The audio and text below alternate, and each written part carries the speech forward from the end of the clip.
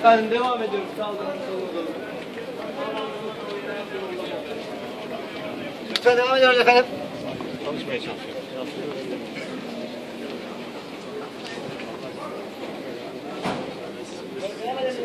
Devam edelim. Kaldırma soluna.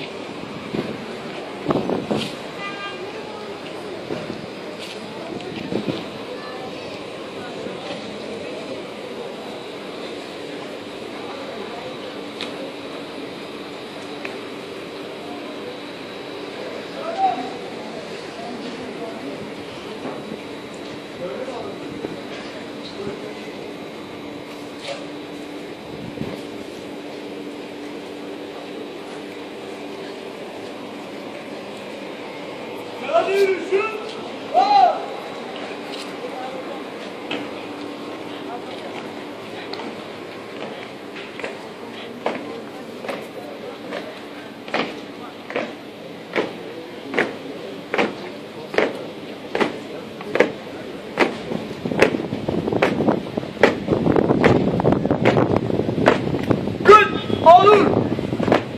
Hadi gol.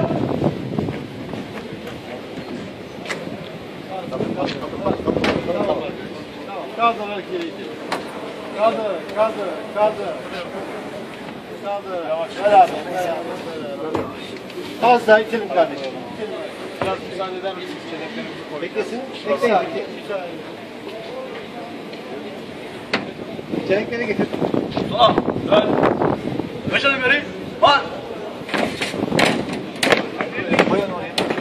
Nereye? Dön. Kaldır.